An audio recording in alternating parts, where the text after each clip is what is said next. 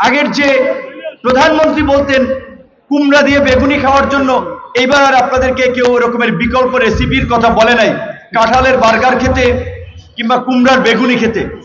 এজন্য আমরা অন্তর্বর্তীকালীন সরকারকে, ইউনূস সরকারকে ধন্যবাদ জানাই যে তারা জনজীবনে স্বস্তি দেওয়ার জন্য নিত্য প্রয়োজনীয় জিনিসপত্রের দাম সাধারণ মানুষের ক্রয় ক্ষমতার মধ্যে রেখেছে এবং তারা একটা বাজার তদারকি করেছে। ধন্যবাদ জানাই ভোক্তা অধিদপ্তরকে, যারা বাজারে বাজারে বাসের কাউন্টারে বিভিন্ন জায়গায় ঘুরে ঘুরে এই টিকিট সিন্ডিকেট কিংবা খাদ্যে ভেজাল এর বিরুদ্ধে এবং সিন্ডিকেটের বিরুদ্ধে অভিযান চালিয়ে এই অসাধু এবং দুর্বৃত্তদের বিরুদ্ধে ব্যবস্থা নিচ্ছে, যার ফলে এইবারের ঈদ যাত্রায় মানুষ ওই যে ট্রেনের টিকিট নিয়ে আপনার সমস্যা, বাসের টিকিট নিয়ে সমস্যা, এই সমস্যার সম্মুখীন হতে হয় নাই। এমনকি রাস্তাঘাটে অত্যন্ত সুশৃঙ্খল এবং সুন্দর ব্যবস্থাপনা। আমি নিজে তো বাই রোডে এসেছি, আমি দেখেছি, এর আগেও কয়েকটি জেলা সফর করেছি, একই চিত্র দেখেছি।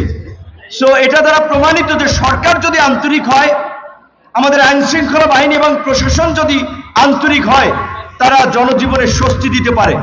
এইবার আপনারা জানেন যে উপজেলা এবং জেলা পর্যায়ে প্রশাসনের অনেকেই ছুটি পায় নাই, কারণ গণঅভ্যুত্থান পরবর্তী একটা সংকটপূর্ণ দেশ আমরা পেয়েছি। সেখানে সবাই মিলে বাংলাদেশকে পুনর্গঠন করার জন্য, দেশে স্থিতিশীলতা আনয়নের জন্য এবং জনগণের আকাঙ্ক্ষাকে ধারণ করে রাষ্ট্র সংস্কারের মাধ্যমে আগামীর নতুন বাংলাদেশ বিনির্মাণের জন্য একটা সুষ্ঠু নিরপেক্ষ নির্বাচনের জন্য সরকার, রাজনৈতিক দল আমরা সবাই কাজ করছি।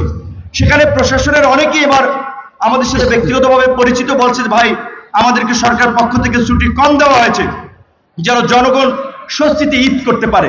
প্রশাসনের ভাইদের এই স্যাক্রিফাইস, এই ত্যাগকে আমরা শ্রদ্ধার সাথে স্মরণ করি এবং আমরা সকলকে এটাই মনে করিয়ে দিতে চাই, প্রশাসন, রাজনৈতিক দল, সরকার, আমরা কেউ কারো মুখাপেক্ষী নয়, বরঞ্চ আমরা সবাই মিলে যদি সমন্বিত প্রক্রিয়া এবং প্রচেষ্টার মাধ্যমে কাজ করতে পারি, তবেই আমরা এই গণ অভ্যুত্থানের সফল এবং সুফল আমরা জনগণের কাছে পৌঁছে দিয়ে আমরা একটা নতুন বাংলাদেশ বিনির্মাণ করতে পারবো।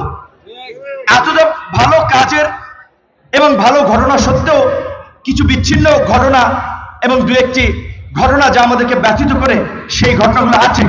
যেমন দু একটি অ্যাক্সিডেন্টের কথা দেখেছি, আজকে আসতে ফেসবুকে দেখেছি, মিডিয়ার মাধ্যমে দেখেছি, বরগুনাতে অ্যাক্সিডেন্ট, একই পরিবারের 3 সদস্য মারা গিয়েছে।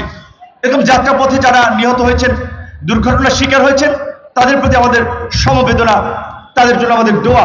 একইভাবে আজকের এই ইফতার প্রোগ্রাম থেকে আমরা দোয়া করছি আমাদের সেই সমস্ত শহীদ ভাইদের জন্য, সেই সমস্ত আহত ভাইদের জন্য, যাদের লড়াই সংগ্রাম এবং ত্যাগের বিনিময়ে আমরা এই নতুন বাংলাদেশ পেয়েছি। বিশেষ করে জুলাইয়ের গণ অভ্যুত্থানে আপনারা দেখেছেন যে এই জুলাইয়ের গণ অভ্যুত্থানে কিভাবে দেশের ছাত্র জনতা হাসিনার ফ্যাসিবাদের বিরুদ্ধে রুখে দাঁড়িয়েছিল, বাকশালের পতন ঘটিয়েছিল। গত 16 বছর ধরে রাজনৈতিক দলগুলো বিভিন্ন ফরম্যাটে, বিভিন্ন প্রক্রিয়ায় ফ্যাসিবাদের বিরুদ্ধে আন্দোলন করেছে। আন্দোলন করতে গিয়ে অনেকে জেল খেটেছে, পঙ্গুত্ব বরণ করেছে, আহত হয়েছে, এলাকা ছেড়েছে, ঘর ছেড়েছে, বাড়ি ছেড়েছে, ব্যবসা বাণিজ্য ছেড়েছে, এমনকি দেশও ছেড়েছে। কিন্তু তারপরেও কিন্তু জনগণের কাঙ্ক্ষিত মুক্তি আসে নাই, কারণ যে কোনো গণ আন্দোলনে কিংবা ফ্যাসিবাদী শক্তির পতনে জনগণ যতক্ষণ পর্যন্ত না সম্পৃক্ত হয়, ততক্ষণ পর্যন্ত গণ আন্দোলন গড়ে ওঠে না, গণ অভ্যুত্থান হয় না। জুলাইয়ের গণ অভ্যুত্থানে রাজনৈতিক দলের বাইরে ছাত্র জনতার স্বতঃস্ফূর্ত অংশগ্রহণ এবং উপস্থিতি এবং রাজনৈতিক দলগুলোর প্রচেষ্টা, সামগ্রিকভাবে আমরা এই ফ্যাসিবাদকে তাড়াতে সক্ষম হয়েছি। তাই আমি মনে করি এই অভ্যুত্থান পরবর্তী সময়ে জনগণ যার যার কাজে ফিরে গিয়েছে, ফিরে যাবে, কিন্তু রাজনৈতিক দলকে এই জনগণের ত্যাগের কথা ভুলে গেলে চলবে না। জনগণের প্রতিদান দিতে জনগণের জন্য কাজ করতে হবে, কারণ আন্দোলন সংগ্রাম যতই রাজনৈতিক দল, সাধারণ জনগণ করুক, আলটিমেটলি রাষ্ট্র চালায় রাজনীতিবিদরা এবং তার সুফল রাজনীতিবিদরাই জনগণের কাছে পৌঁছে দেয়। কাজেই রাজনীতিবিদদের চেহারা এবং কমিটমেন্ট যদি সেই জুলাই আগস্টের প্রতি না থাকে, তাহলে জনগণ প্রতারিত হবে এবং এই রাজনীতিবিদরাও তার ভুক্তভোগী হবে। আপনারা কেন 16 বছর আমরা রাজনৈতিকভাবে জনগণকে আহ্বান করে, জনগণকে সম্পৃক্ত করে একটা গণ আন্দোলন গড়ে তুলতে পারি নাই? এই জন্য আমাদেরকে আত্মসমালোচনা করতে হবে। আমাদের ল্যাকিংসটা কোথায় ছিল? কেন জনগণ এই রাজনৈতিক দলের নেতৃবৃন্দের ডাকে সাড়া দেয় নাই? কেন এই জুলাই গণ অভ্যুত্থানে দিয়েছে? কেন ছাত্র জনতাকে বিশ্বাস করেছিল? যদিও যেই ছাত্রদের প্রতি মানুষের একটা অগাধ একটা ভগবান তুল্য ভক্তি শ্রদ্ধা, দেবতা তুল্য ভক্তি শ্রদ্ধা তৈরি হয়েছিল, সেটাতে চির ধরেছে। কারণ আমরা যে আদর্শিক ছাত্র এবং তরুণ প্রজন্ম এই আন্দোলনের মধ্যে দেখেছি, এখন আবার তাদের মধ্যে একটা, অনেকের মধ্যে, সবার মধ্যে না, একটা সুবিধাবাদী প্রবণতা আমরা দেখতে পাচ্ছি।